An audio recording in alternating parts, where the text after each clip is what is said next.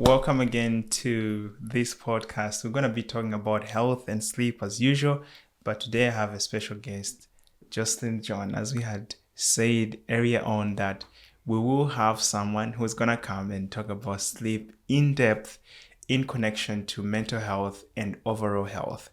I will not take so much time from you. I'll let her introduce herself and share more with us about sleep and health. Hello everyone, I'm so glad you're all here with us, and I'm just gonna dive right into it and start with questions. How is your mental health? Have you been feeling irritable, maybe a little bit on the edge than normal? How about your memory? Are you finding difficulty remembering things? Have you seen changes in your problem solving and decision making abilities? That's what we're doing today, diving into that link between mental health and sleep and looking at the impact of sleeping less than 7 hours consistently on your brain. What exactly happens actually when your brain is not getting enough sleep, and what is the impact on your mental health overall? Did you know that consistently sleeping less than 7 hours per night is actually dropping your memory capacity by 40 to 70%, also increasing your odds of having workplace injury by 62%? So we are looking at all these risks and also empowering you with proven tools to actually mitigating these risks, because at the end of the day, we do want to improve and change our habits so that we can take care of our mental health and our sleep. So that's what we are going to be looking into. And of course, I work as a registered nurse, and I've been in sleep science for around 7 years now. Nice. And my training has covered the holistic aspect of sleep, so looking at all different areas of sleep and how they're related and how they all affect sleep. So for example, lifestyle, stress, and when we talk about stress, of course, we're looking at hormones and the stress system.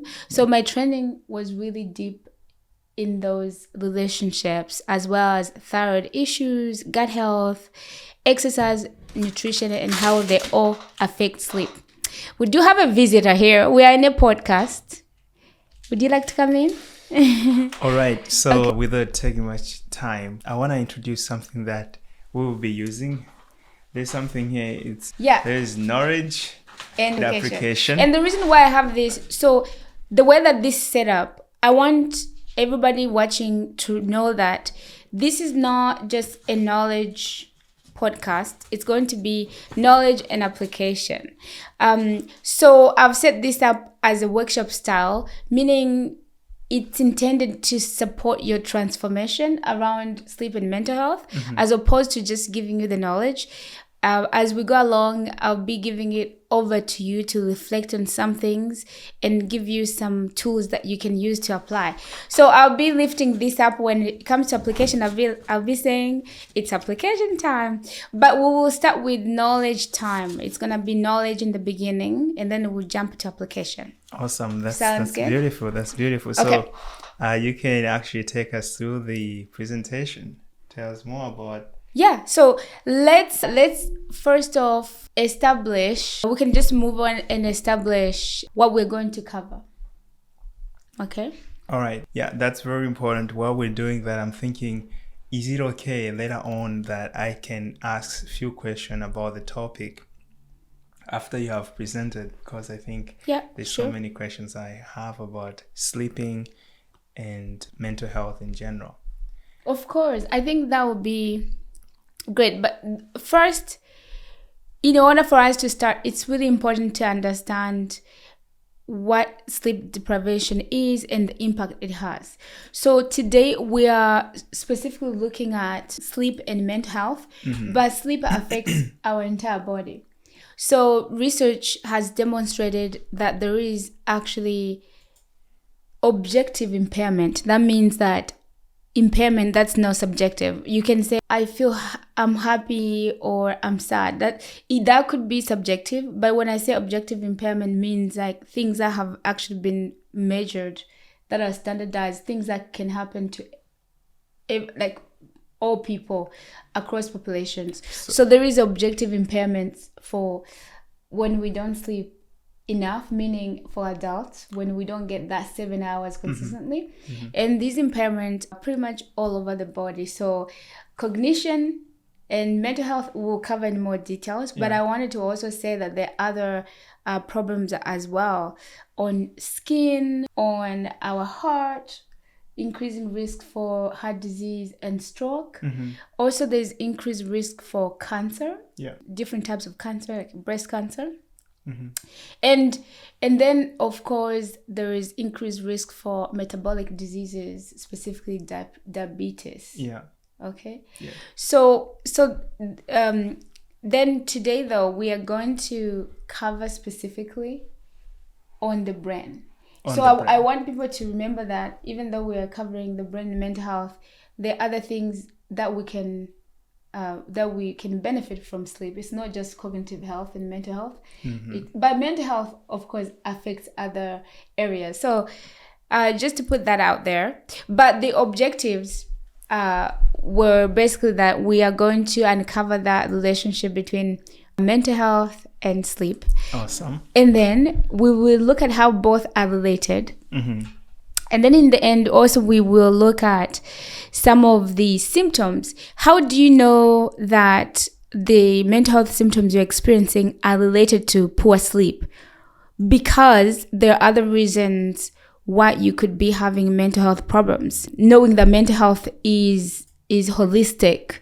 Lack of sleep is not the only cause of mental health. There are other reasons. But it's also important to know when mental health is affected by poor sleep, then when there are symptoms of poor sleep, you already know that's low-hanging fruit. You can fix it by improving your sleep quality.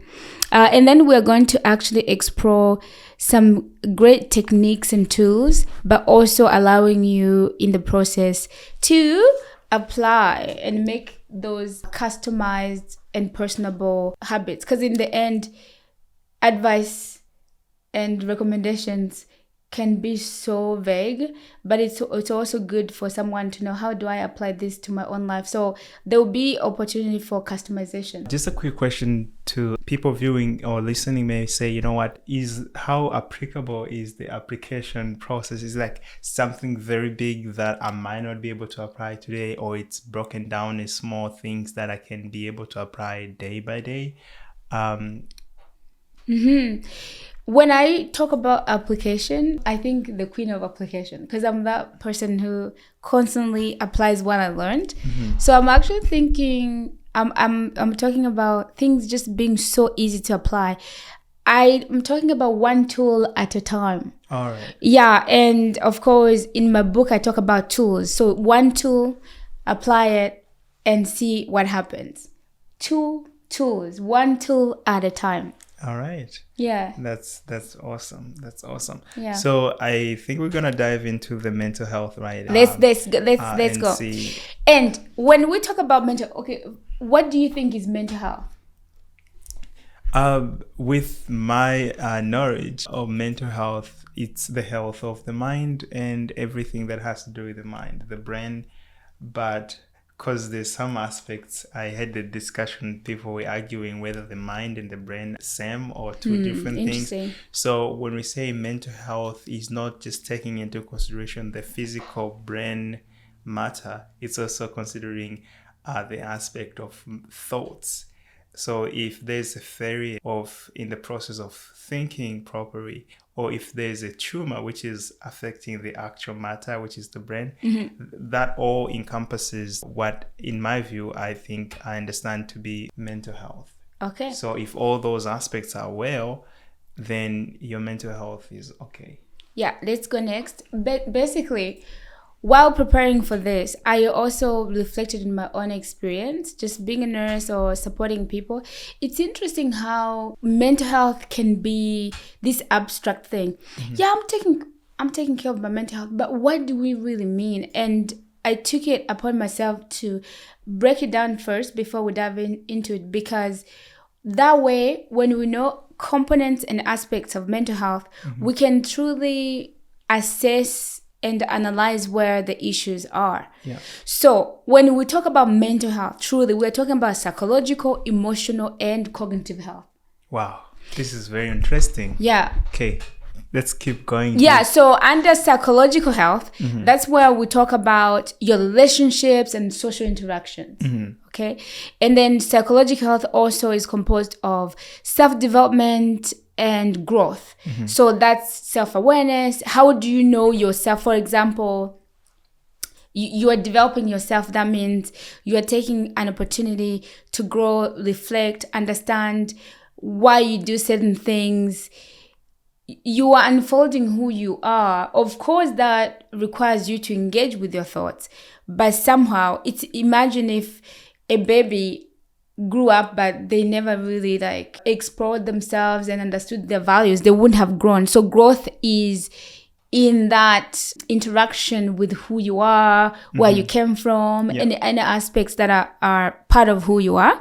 And then finally, psychological health is also around creating meaning, purpose, and creativity. So oftentimes when things happen, what does it mean to you? So you will find that there will be different meaning even when people experience the same event. They will have different meaning. And meaning, again, is created based on who you are and your psychological past, right?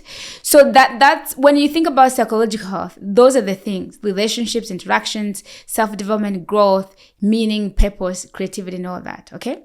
Now, emotional health, it has to do with self-awareness and regulation. Now, that's different. When you think about psychological health has self-development and growth, self-awareness is involved in that. But then under emotional health, self-awareness is more about how you know your emotions. Like, it's emotional intelligence, knowing how you respond to things.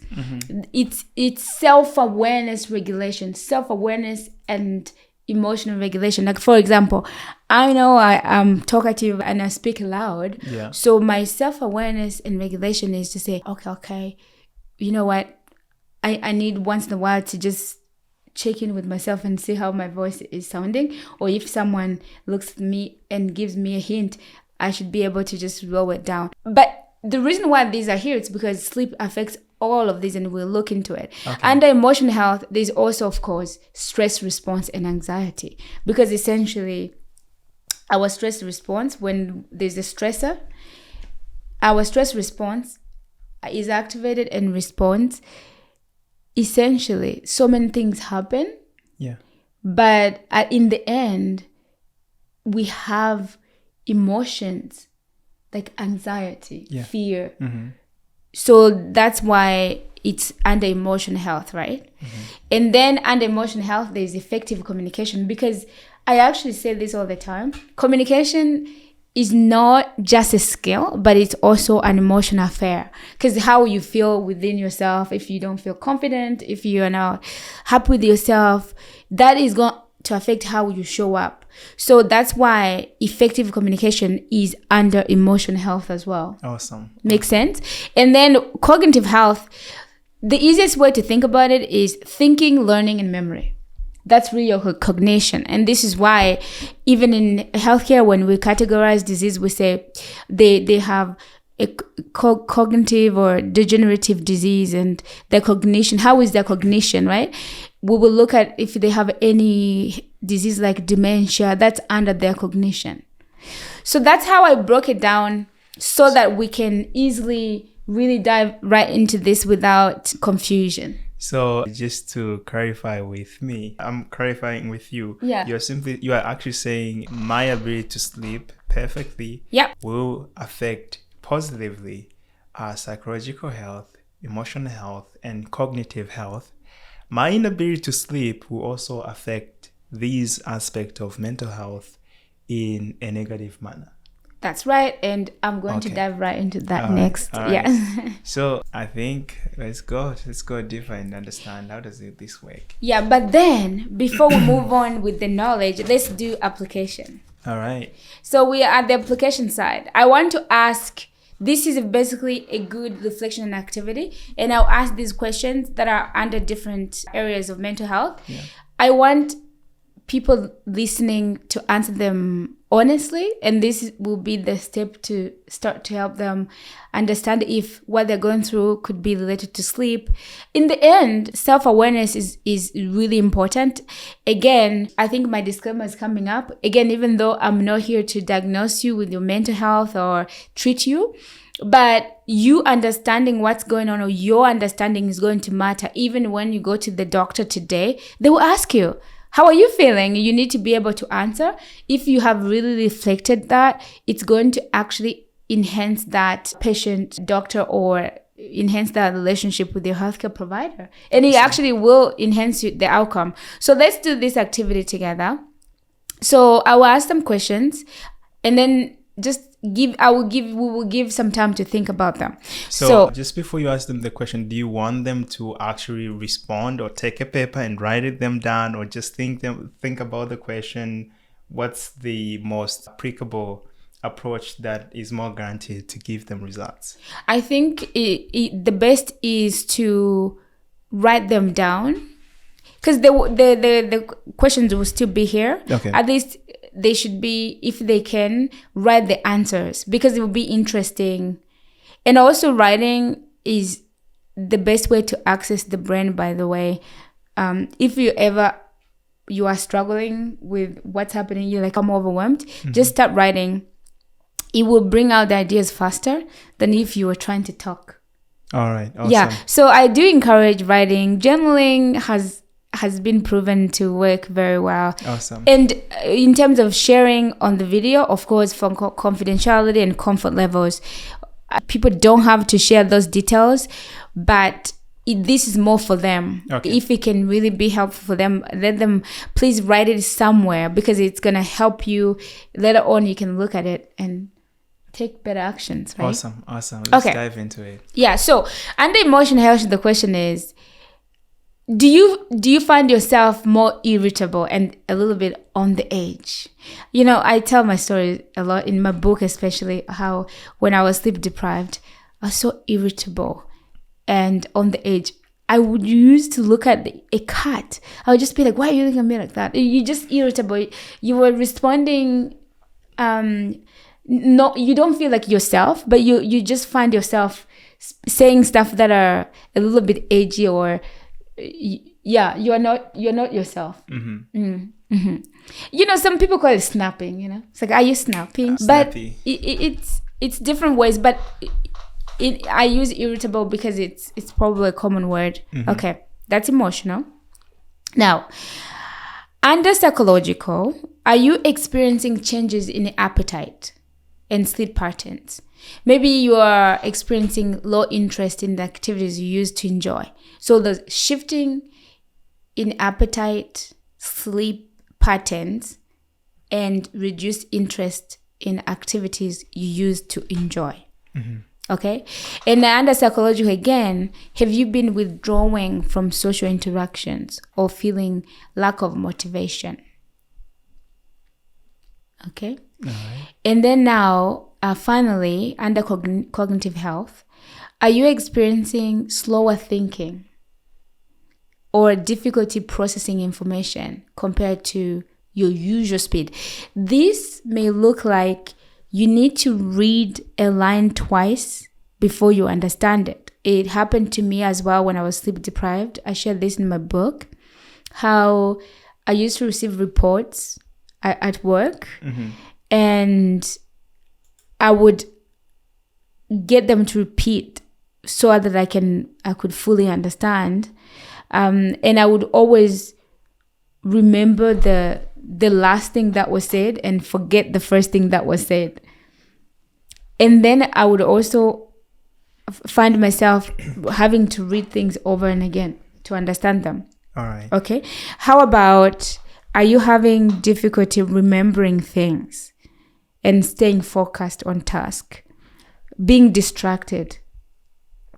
So just a question, this reflection is something that they have to do now and that's it, or they have to always check in, do it once now and then to check in if they are still okay with their health when it comes to mental health and sleep relationship? I put these questions here because from the studies I've looked at, these are the most common reflection or presentation of sleep deprivation. All right. And so that these questions are here, part of knowledge, so that when they are experiencing these things throughout the day, they need to remember, oh, maybe I did not get enough sleep. And sleep deprivation looks differently for different people, especially not everybody is tracking their sleep. And there are so many different ways why people might not know what their sleep date is. Sleep date meaning the difference between the amount of sleep you are getting and the amount of sleep you need. And also research shows that the more sleep deprived you are, the more oblivious you are about it. It's almost like being drunk. Basically, like the person who is drunk, when you approach them and tell them that they're drunk, usually they tell you, no, I'm fine. And so that's why these reflections are here to support us, have a better reflection so we can implement a better behavior.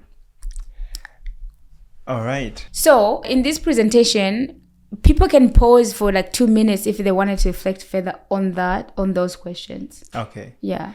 So awesome. The reason why I was asking is because, as you said, sometimes if someone is sleep deprived, they are not honest with themselves. And I remember myself, there used to be a time whereby when it came certain time, I would just shut down. Because I couldn't do it anymore. I've been pushing myself to the high level. So the reason why I got to that level is because I didn't even admit to myself that I'm depriving myself something very essential. I was concentrating on school and getting the best and doing more work, more things done, to an extent that my body just shut down. So it's very hard for everyone who is following along to actually notice these things, but I encourage everyone, please take time, reflect on this question, like seriously, not just artificially, and then you'll be able to actually answer this question in a truthful manner. And once you do that, you're opening more doors to fixing whatever the problem that you have. But if you are doing it superficially or artificially, not really deep, it will not bring the desired results. So that's something I wanted to share with you, and give it back to Joselyne. Share with us more going forward. Yeah, so going forward now, let's dive deep into the cognitive health. How does sleep really affect your cognitive health? Knowing we have looked at cognitive health as it's all about thinking, learning, and memory. All right. And we know that we need our thinking, learning, and memory for success, for joy. I mean, even with the activities I enjoy, I need my learning and my memory and my thinking. We need that everywhere. Yeah. So do you know that when you are sleep deprived, again, you're not getting 8 to 9 hours, consistently sleeping less than 7 hours per night, did you know that sleep deprivation is dropping your learning ability by 40%? 40%? 40%. This is according, I have my references at the end here. These research are consistent across. There is consensus in many research that have been done over the years about this. Okay. This is so interesting. I know you have everything that you want to share with us, but I want to ask this question. What do you do, or how do you help a person who says that I personally cannot afford sleeping 6 hours? 6 hours is too much already. We know we have to sleep 8 or 7, but even 6 is too much. They want to sleep 2 because every minute them sleeping, it's every minute they are losing money. And the other aspect of this question is, how do you help those people whose job is night shift and they understand this and they understand the consequences, but life is still going on and they can't just pause life so that they can have enough sleep? Maybe you have answers for them. You don't have to answer now. If it's part of the presentation, then we can just go on. But these are some things that the viewers out there, the listeners out there, they are thinking about. Like, okay, I understand you. whatever you're sharing is so true and I believe you, but I need to make money, or but I need to keep my job. So those are things that I hope it would be nice if possible you can share with us. Yeah, I would love to answer. Let's start with money. all right. So the person who says, I can't afford to sleep because I'm going to lose money, I'm here to say, did you know that you're losing more money when you are sleep deprived? How? Because if you are increasing your risk of having a workplace injury by 62%,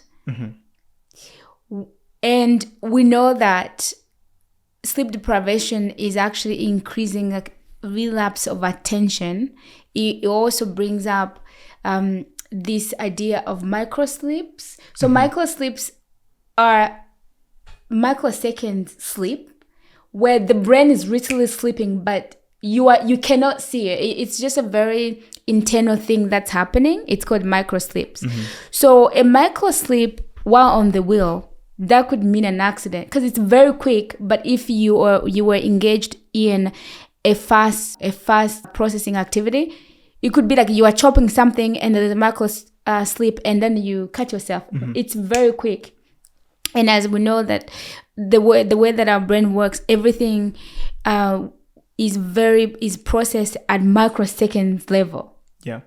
You know, for those of you when you remember biology, for even like cellular activities, this happens and then this happens. Things are happening very fast internally, and then we get to see the outcome of those activities. So that's what I mean by macro sleep. It's happening, but it's gonna affects reaction time. So instead of reacting quickly, it takes longer for you to react because of that micro sleep. Awesome. So that's one way. I'm not saying that you are sleep deprived and you're gonna have an accident right away, but there is high statistics of, we're gonna cover it, of people actually unfortunately being in car accidents. But that's not just that, but we're also talking about, so that's accidents, and then decision making and problem solving. I mean, if you want to make money, either you work in an area where the job is prepared for you, you just have to do it to make money. I'll give an example for me as a nurse.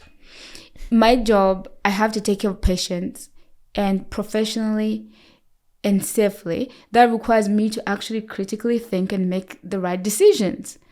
So then if I say that I'm sleep depriving myself in order to make money and pick up more shifts, that doesn't work, because in the end, I will end up making mistakes and it's actually going to affect my performance, which is pretty much what I talk about in my book here. How sleep deprivation affected my work and my performance. And I talk about how I forgot became the most expensive phrase in my... So just to conclude about the money, it seems like you might be making more money by not prioritizing sleep. But unfortunately, that plan is not sustainable. For that person, I would say, let me know how that goes for you. Like over time, it's not sustainable. Also, there's research that has been done demonstrating how much companies lose through sleep deprivation.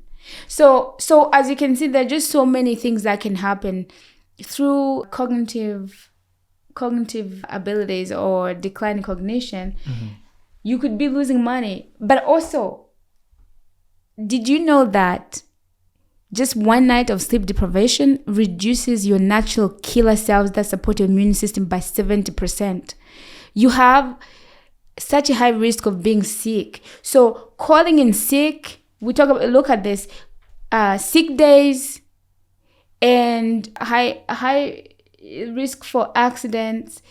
And also when we're sleep deprived, we don't manage stress very well, which I will show. So you might end up like me. I talk about in my book, you end up taking more time off. I actually talk about in the book how it's ironic that I worked so hard to try and make money, but I end up taking like 3 months off work and it wasn't paid.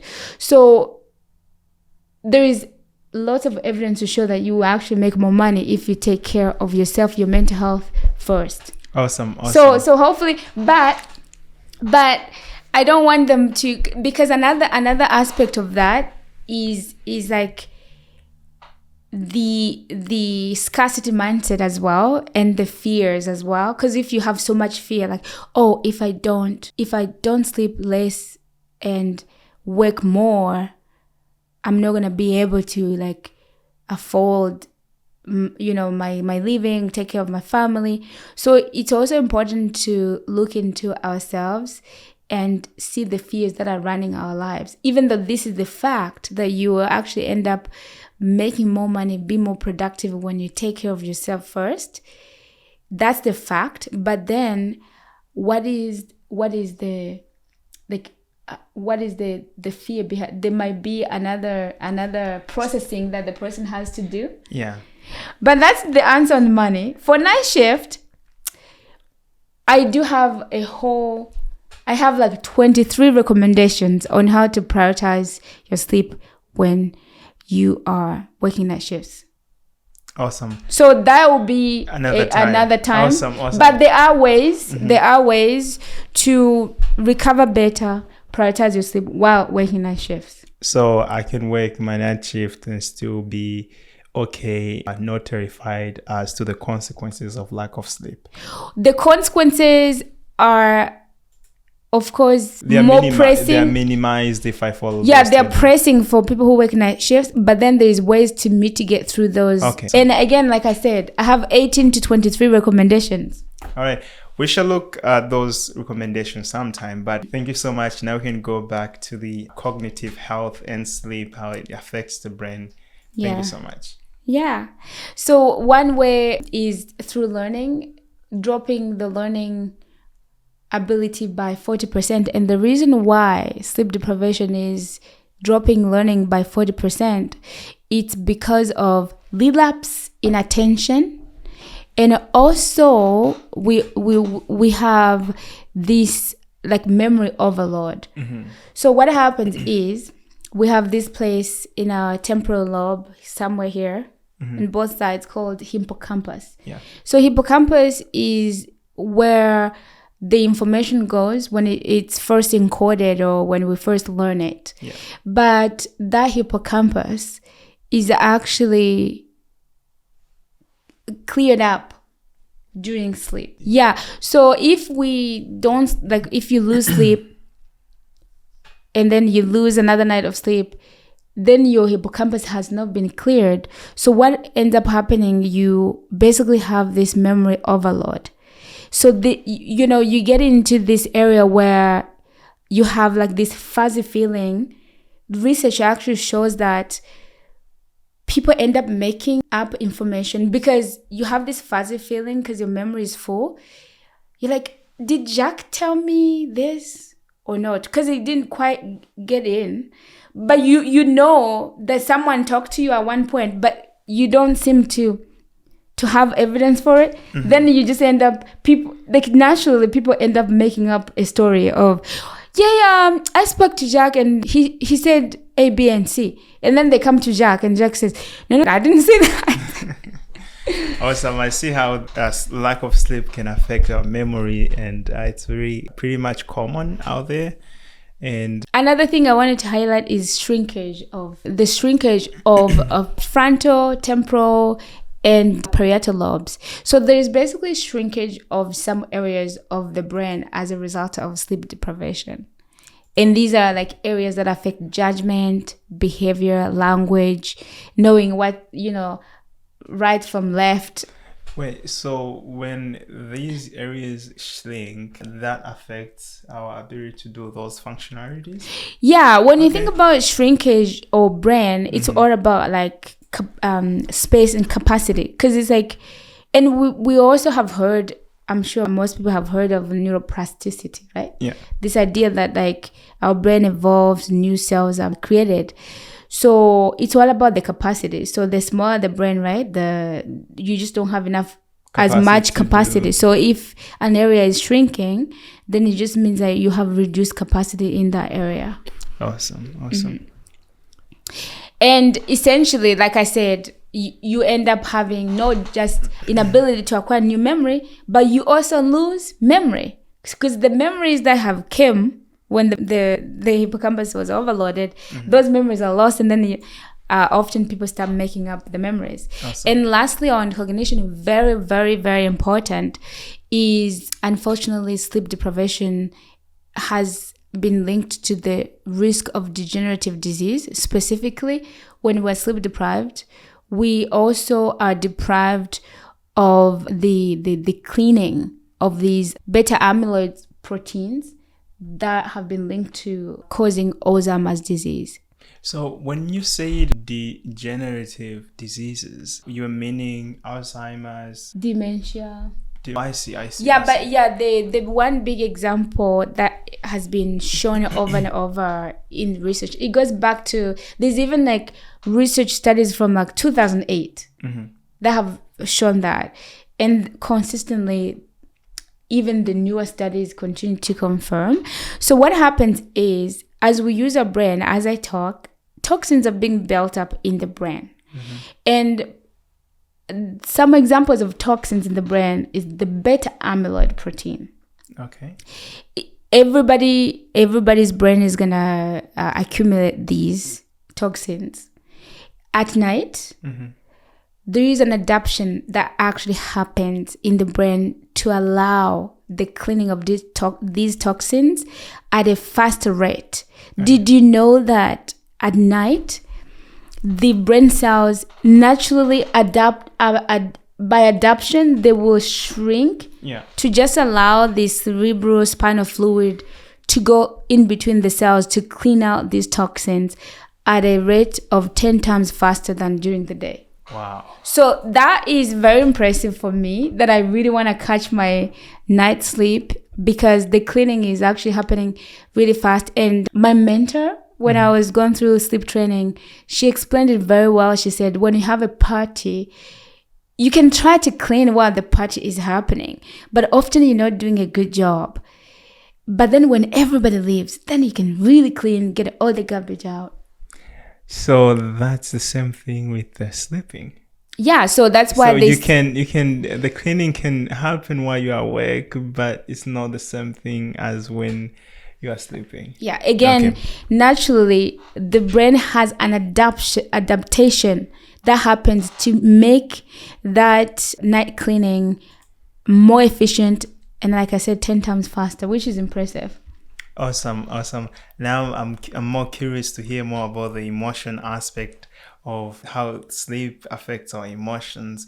I don't know whether we have any practical thing to do for this section of the one we just finished before we go to the emotion, or we're going to have another application sometimes later. So around the cognition, I wanted to go over all different aspects, but I think these areas, as we go, it's helping the people who didn't answer those questions now to even answer, because now there's even more information. They get to see how visceral it can be, and then it will help them relate to those questions more, right? I see. I just have a question on cognition. So I've had this problem for a while. Slurred speech. Slurred? Slurred what does speech. that mean?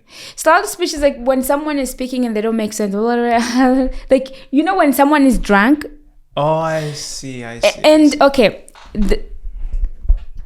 basically from the research I've read, like 2 days, like when someone has lost sleep for 2 days, they can start like hallucinating. The hallucination, we'll talk about that later. But the slurred speech happens mainly because of the shrinkage of those areas in the brain. I see. Yeah, and it becomes really difficult because those parts of the brain also affect language. Awesome. That's why. And also research shows that a sleep deprivation brain is equivalent to a drunk brain, because when they did brain scan studies, sleep deprived brain versus a drunk brain, it found out that lack of sleep was 0.10 alcohol levels, blood alcohol levels, which is the same thing as legal limit for driving. So it's almost like like 19 to 24 hours of sleep deprivation lands you as someone who is drunk. You get that? So that you can see how that can cause like language problems. Okay. As far as emotional is concerned, it's all about the irritability where people are not responding. You have this heightened emotional response. And ideally, we are supposed to relate to our logical and emotional brain. They work together very well. But unfortunately, during sleep deprivation, brain scan studies, when they show images, you have hyperactivity in the emotional part of the brain. There is this area of the brain that controls emotions. It's called the amygdala. Yeah. And in normal circumstances, amygdala connects with the logical side of the brain, like the prefrontal cortex. But during sleep deprivation, unfortunately, the connection between amygdala and the logical side of the brain is cut off. So now, under sleep deprivation, we are basically flying off of the amygdala, the emotional brain. Even if we're connected to the logical side is also reduced in capacity, but we're not even connected to it. So that's how the heightened emotional decisions end up happening under sleep deprivation. And research shows that in the end, under sleep deprivation, we end up taking riskier decisions. Like financially, people would see a deal that's really bad as a great deal, for example. Or you may just go on a date that you probably would never go on under logical circumstances. Yeah. And also research shows that sleep deprivation, because of that, we are seeking only, again, the emotional part of the brain is running the show, leading us to only seek pleasurable, happy things like dopamine releasing things. Yeah, so people will end up eating like high calorie foods, eat extra calories. So this is where the statement sleep on it came from. Because if you are sleep deprived, you're better off actually delaying that decision and making it later on when you have enough sleep. So what is sleep on it? Sleep on it is a phrase in English that when someone is talking to you, hey, you know that deal we're supposed to, what do you think? Should we go for it? We're supposed to say like buy a new land for a business and they're offering it at this amount. We are considering different factors. Is it located? Is it the right location? And we are having a team meeting. This is for the company. Yeah. And then they say, you know what? And the CEO goes, oh yeah, thank you for reminding me. Thank you so much for your contributions. Let's sleep on it. Awesome. Let's reconvene tomorrow. Sleep on it. Yeah, so it's a statement that people used to say, I will think about it a little bit more. It's because sleep is actually going to help you really like make a better decision. Better, yeah. Awesome. And speaking of processing, sleep is basically Matthew Walker, the neuroscientist who wrote Why We Sleep, refers to sleep as overnight therapy. I'm not saying you should stop going to a therapist and just sleep, but it is there to help with that extra emotional processing. Both non-REM and REM sleep actually help us process the emotions. So that's why sometimes a problem that looked really, really big, you sleep and you wake up, you're like, no, that wasn't even a big deal. That's why another really big impact of sleep deprivation is catastrophizing. What is that? Catastrophizing is basically right now someone saying, hey Jack, you know what?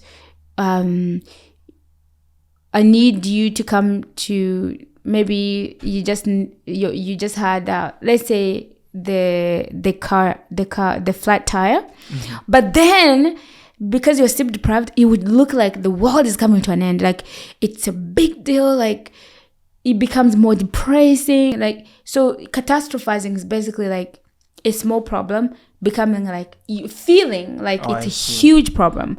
So we do that because, again, everything is emotionally heightened because we're not connected to that logical side of the brain. So everything is amplified. And also it's because of reduced mental energy. Sometimes there's not enough energy to really like think about things, and you just end up, again, you're flying on the amygdala. Actually, I do have a question. Speaking of mental energy, I hear that the brain uses about 20% of the entire energy. 25% actually. 20 to 25% of our, like, because glucose use, right?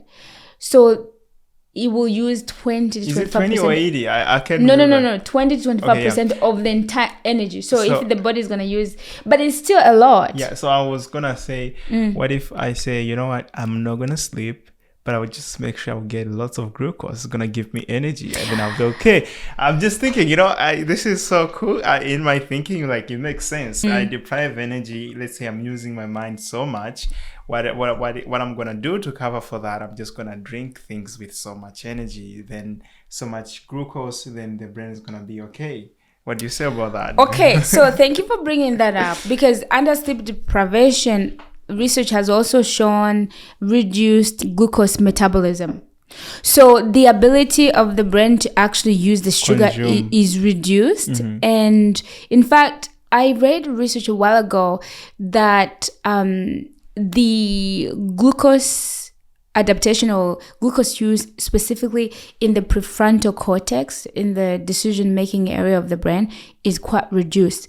So for people listening, we need to remember that when you take something that has sugar, the body also needs to have the right capacity to metabolize and use the sugar. So that's what's being reduced under sleep deprivation. And that's also another way that sleep deprivation causes diabetes, because it will reduce glucose metabolism. It will increase, it will impair insulin function. Yeah, and then there will be more sugar in the bloodstream, but it's not being processed. That's right. I see. So you will take, you got it. Awesome. Yeah. Right.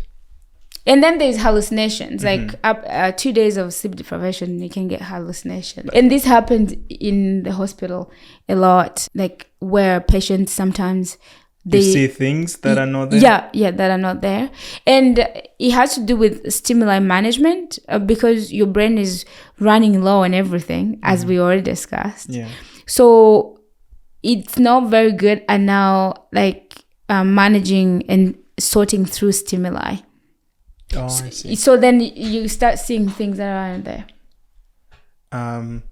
Okay, this point sounds so easy, but just because I have been in the shoes of someone who's not sleeping for so long, and I remember there was a time I think I almost spent about a week only sleeping about 1 hour.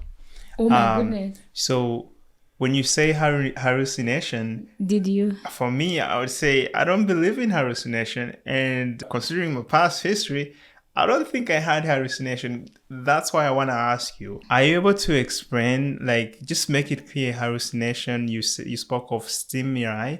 How does that process happen?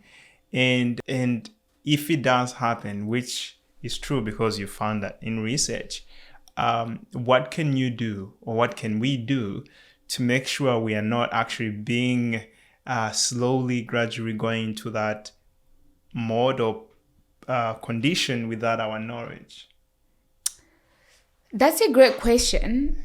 So you did not experience hallucination, even though you think you were sleeping 1 hour per night? Yeah, I guess maybe it doesn't happen to everyone, or maybe there's a certain level at which, as you say, the mental health is an overall thing. Maybe I was doing other things well. But having said that, I want people to understand hallucination, how it actually connects to lack of sleep. And you did mention stimuli. I just was asking if you can explain what do you mean by stimuli and things like those. Yeah. Just a little bit. Yeah. Well, from the research I looked at, they're basically describing hallucination as seeing things that aren't there. And this is not happening in 100% of all people. I think it said around 80%. So then I don't know the circumstances why it didn't happen, but that's very interesting that it didn't happen. And yeah, so I think it's all about I think at this point is more to help people. If you are sleep deprived and you thought you saw something that wasn't there, to maybe just realize that can be a result of sleep deprivation, but it could also be a result of other things too. Yeah, but again, the research I looked at, they're saying it happens in some people, and it can be when someone hasn't slept like consistently through 2 days. So I think you have to have this consecutive like accumulation of sleep debt. Yes. Basically, it's almost like your brain is like glitching, like there's glitches in your brain. Yeah, because it's basically your brain has run so low. Because when you think about it, it's saying 2 days straight no sleep. Oh, I never. Versus you had 1 hour, maybe that kind of reshuffled your brain a little bit. But this is like insanely like no sleep at all, like 48 hours. It goes to the point where the brain just is like it can no longer function. So that's how it's probably the worst. Like to get hallucination, you've probably gone to the worst levels of sleep deprivation, and you are getting like consecutive no sleep kind of.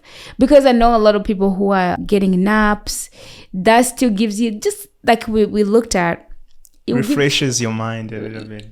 Well, it's not gonna give you full-on great cognitive function, but it will probably prevent you from the hallucination part. Yeah, so I asked this because I know some people may be watching this and you may go like, you know what, I don't sleep, but I don't see any of those things happening to me. I guess it's either whatever those guys are talking about is not true, or I am made differently. I just want to put the aspect of time and the aspect of compound effect.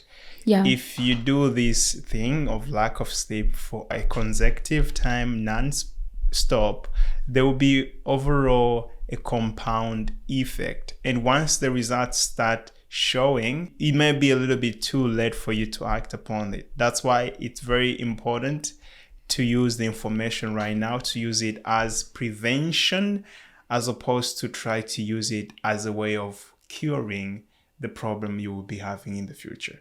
I just want to highlight that point. Yeah. Right. I think we're going to go to the next point, right? Yes. So, when we think about mental health, of course, I think earlier, when we talk about another aspect of sleep and mental health is the fact that sleep deprivation increases the risks of mental health problems, and people with mental health problems tend to have sleep-related problems. So how does sleep cause, or sleep deprivation cause, mental health problems such as anxiety and depression? It's through imbalances of neurotransmitters. So I wanted to highlight for people what those neurotransmitters are, and just to remind them how that change in neurotransmitters because of lack of brain cleaning can in turn cause mental health symptoms or anxiety and depression symptoms. So when we talk about neurotransmitters affected by sleep, we are specifically talking about serotonin, dopamine, and norepinephrine. And norepinephrine also is a hormone as well as as much as it's a neurotransmitter at the same time. Oh, But we're just focused on neurotransmitters. Mm-hmm. So what happens is lack of sleep or sleeping inadequately will decrease serotonin activity. Okay. Okay? Yeah. And serotonin is actually our happy hormone. And it regulates mood, and it helps in the production of melatonin, which is a hormone that helps us sleep. So it's almost like a good cycle when it comes to serotonin. Like it will help you be happy during the day, but it will also be fine-tuning your circadian rhythm or your internal clock so that you can later on sleep better at night. So yeah, that's how when you don't sleep well and you have reduced serotonin, obviously, application. Okay. You didn't sleep very well, right? Mm-hmm. So that means that you have reduced levels of serotonin automatically. Yeah. So that means that you are at a high risk of also not sleeping. Like the more sleep deprivation you have, the more likely risk you are not going to sleep. Yeah. So we need to break that cycle. So I think I have something I can share on how to break the cycle. Okay. So serotonin and melatonin, for me, when I think of them, they act like a seesaw.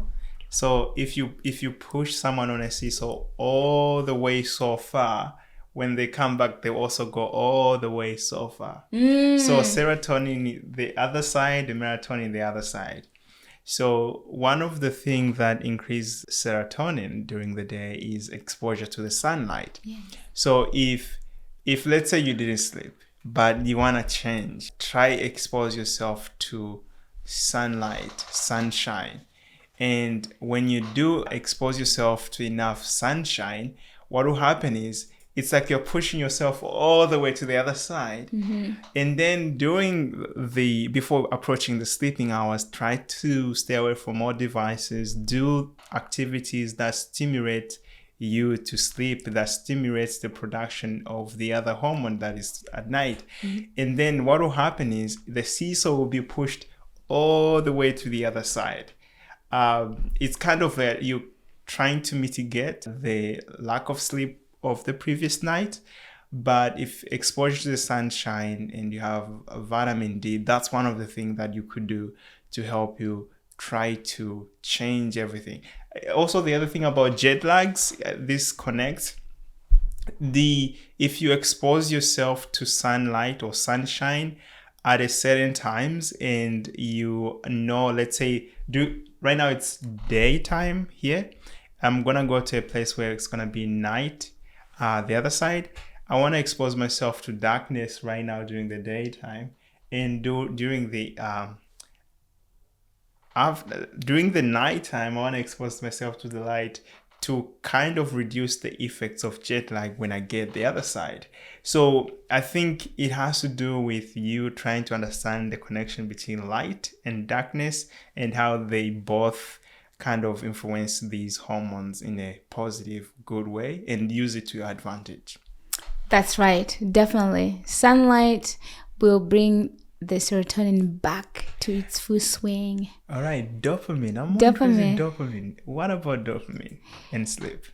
So dopamine is basically our reward system. Okay. And it's crucial for motivation, pleasure, and mood regulation as well. So unfortunately, sleep deprivation actually decreases dopamine. So that's where you're like, it just feels like nothing makes you happy. Like you're trying, like the things that you normally would reward you, make you feel happy, they no longer make you feel happy. They don't reward you, which is why one of the questions for application we were asking, are you finding less joy in the things you used to enjoy? You see that?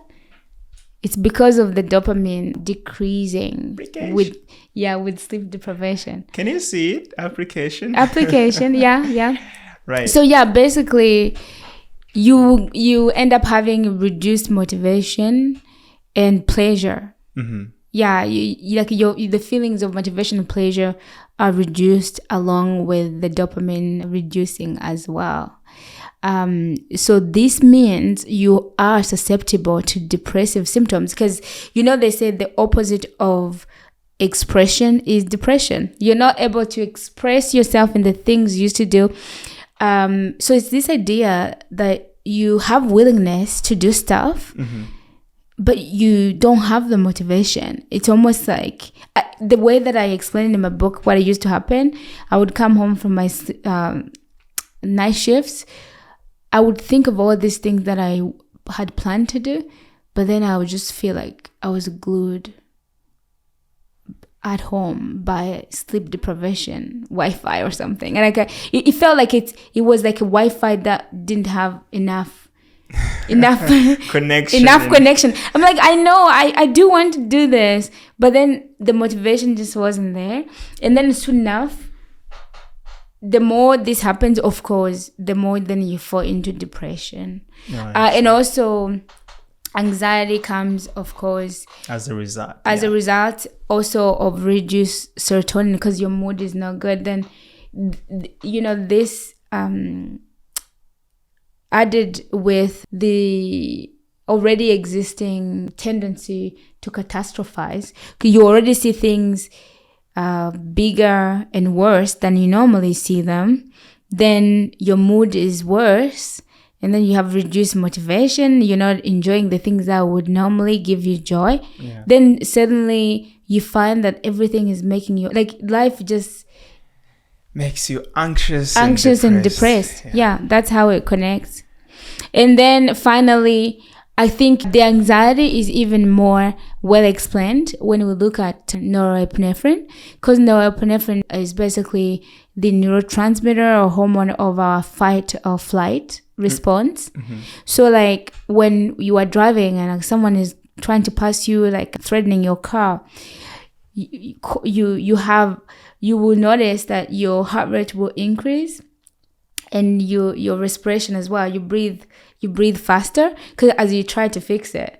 So that's the norepinephrine at work, and then basically you have as a result heightened anxiety and stress levels, because imagine your heart rate and your breathing constantly increased because you have increased norepinephrine due to sleep deprivation. This is why in the beginning I was asking, are you feeling irritable and on the edge?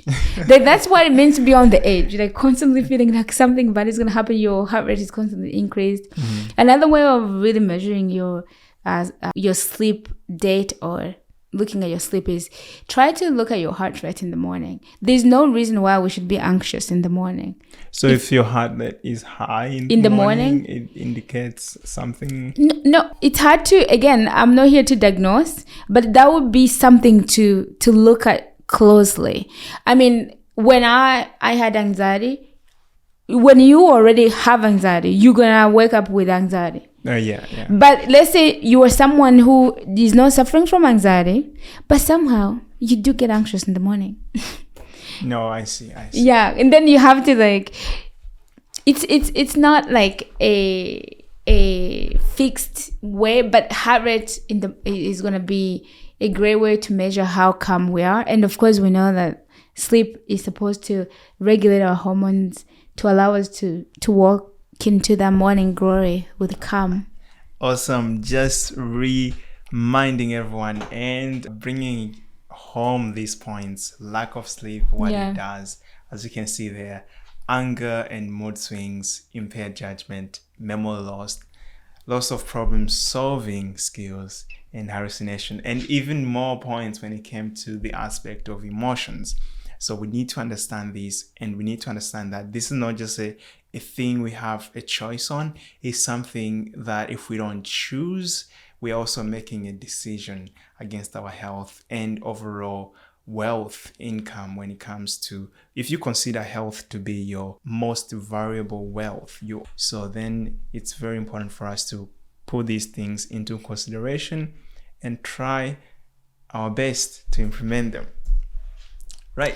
Yeah, so I just want to highlight that we've seen that impact of health on sleep, impact of sleep on mental health, they are interrelated. In the end, the solution really is to look into the root cause of why things are happening and captivate change through daily habits. So when you say root cause, you're trying to say why you are not sleeping? Or? Yeah, okay, either because mental health affects sleep, and the way that mental health affects sleep is, for example,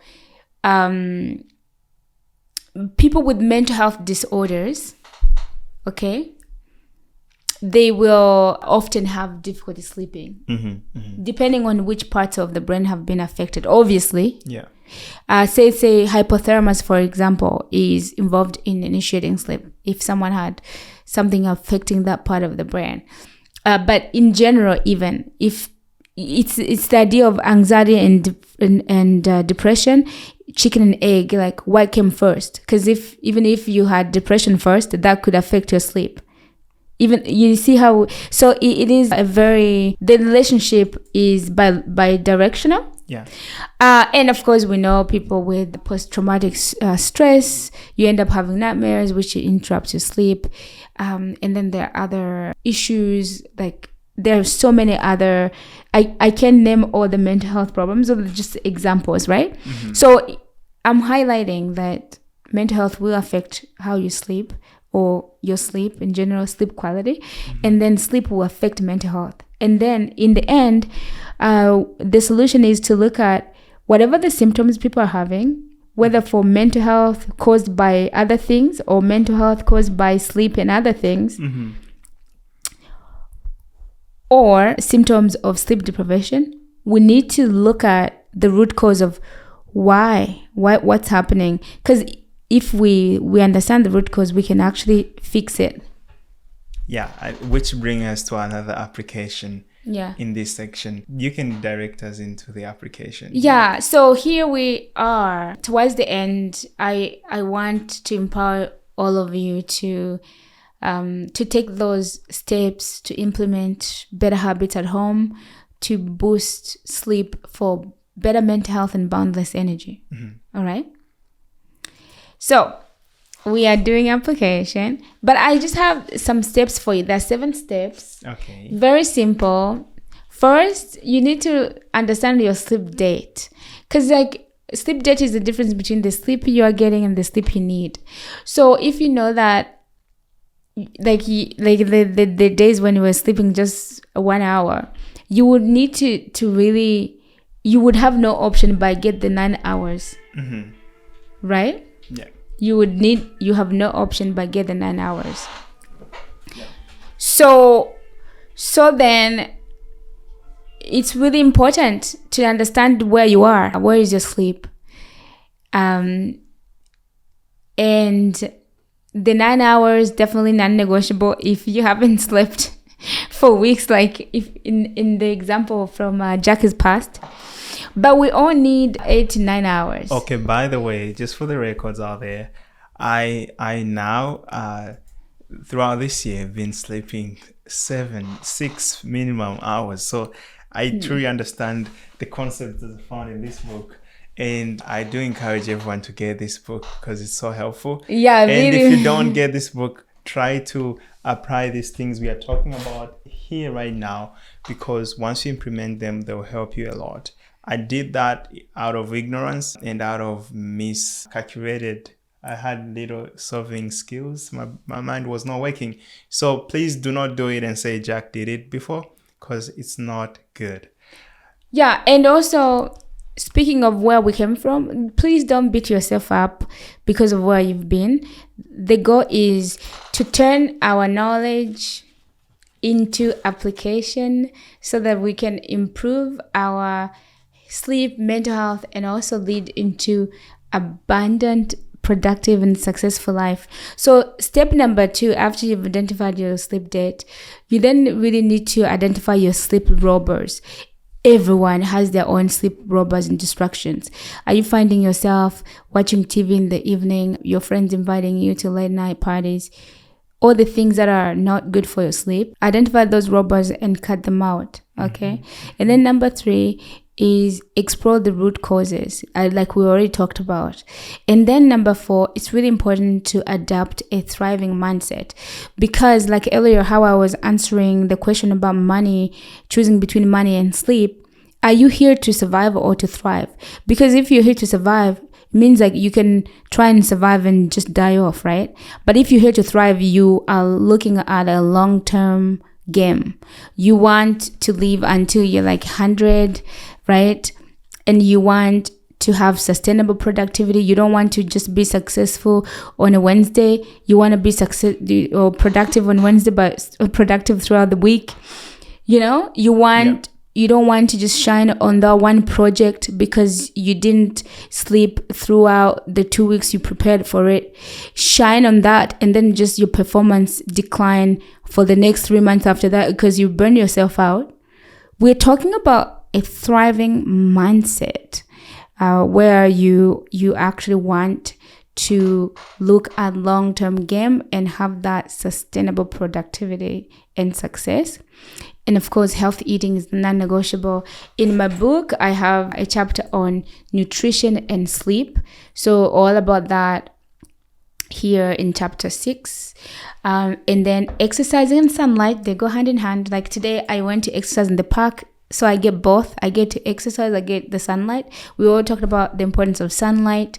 And then, of course, having a proper sleep hygiene. In addition to identifying your root cause of your sleep problems, you also need to couple that with proper sleep hygiene. And sleep hygiene is all about making sure that your environment is cool, good temperature, right temperature, is dark, is also calm, okay? And comfortable as well. Just to add on that, because we want to spend almost 3/4 of our life in a room that's dark. Try to make sure that this room is well ventilated. It's not moldy, because that also can affect your health greatly. Yeah, that's true. And again, there's more. Sleep hygiene, chapter 7 is a 24-hour sleep makeover.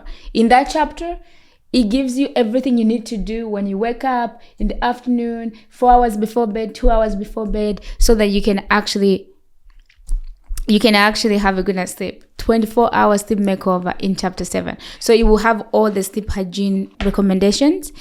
So those are the good application things people can do at home. Yeah. And then lastly, if you're wondering, we already covered how many hours we need because we are adults. So we've been talking about ourselves that we need 8 to 9. And we looked at all the consequences that happens when people are getting less than 7 hours, such as a drop in memory capacity by 40 to 70%, 40% drop in learning and taking on new information. Yeah. And also we looked at unfortunate shrinkage of the frontal cortex, temporal lobe, and parietal lobe, and reduced decision making because of low activity in prefrontal cortex. Actually, research has shown that there is up to 50% reduction in decision making, which means you're not only not making good decisions, but you are also increasing the risk of taking riskier and unhealthy decisions. So it's almost like double problems there. So lastly, I want to leave you empowered with 7 tools that exist in my book. So it gives you exactly where to get the tools and what page. On page 26 to 36, there's a sleep cycle toolbox there. We talk about stress response. So it really helps you how to the sleep cycle toolbox, it's helping you understand your sleep stages, what does what. And we talked about memory processing, emotional processing, and sleep being overnight therapy. You get to know when to sleep and what stage is doing what for you. And then looking at page 37 to 40, you get to utilize the sleep date reflection there to understand where you are and your sleep date and how to address it. And then page 62 to 70, you get to utilize the stress cycle presentation. Stress cycle is so important, but everybody knows we have a stress cycle, but it's important to understand the stages in the stress cycle. And when you understand where you are in your stress cycle, it really helps you understand what action you can take. There's 3 stages. So I go over that in page 6 to 70. And then page 72 to 73, I have there the Zen Flow tool. This Zen Flow is to literally help you end your stress cycle. Because if you just know how the stress cycle works, that's not enough. I then give you the Zen Flow to help you end the stress cycle, to understand what you can do. Let's say right now you're overwhelmed. That tool is like, take away the overwhelm. And then 71, page 71 to 72, we have the self-permission tool.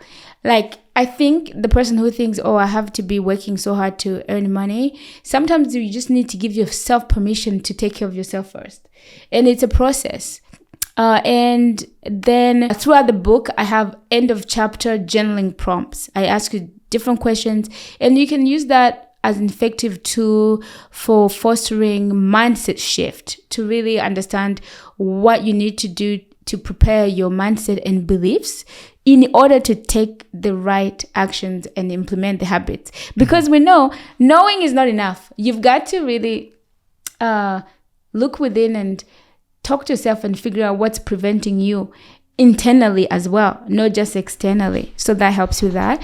And then finally, I have meditations, and these two called Sitting Down with Your Emotion in chapter 4 and chapter 7. And really it helps you with relaxation and emotional balance, so you can actually create environment for that tranquility and, better peaceful sleep. So you can see my book has 7 different tools. I give you exactly where you can go for these tools to really improve your mental health and sleep. All right, awesome. It was very, very, very helpful and awesome. And I hope you've gained so much value. And if you did, please subscribe, share, comment, and like it. The other thing I just want to point out, some people do mention that, people usually never slept entire 6-8 hours. They would actually have a nap and wake up and nap. For me, what I'm just gonna share is that as long as you are getting enough rest, that's more important, because maybe it's kind of impossible for you to get that long period of time of sleep right away. But as science has been showing and over, is that it's very important for us to get enough hours sleep.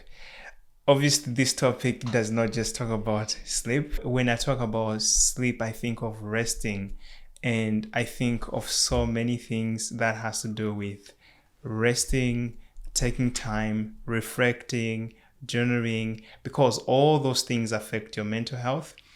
And it's truly an amazing thing. Just a quick statistic that I won't mention where it comes from, but it's out there that a group of Seventh-day Adventists, because apparently they rest on one day, they don't do anything, on the average it will seem that they gained the amount of days they didn't do, and they have longer longevity than the other people who didn't. So when you sleep at night, you might think I'm losing time, but actually what happens is you get longevity in the long run. That's something we can think about. And the reference, as you can see there's the reference, and there's so much more. And stay tuned for so much information coming ahead in the future. Thank you so much. And it was a privilege to share this information with you guys, and have a good one.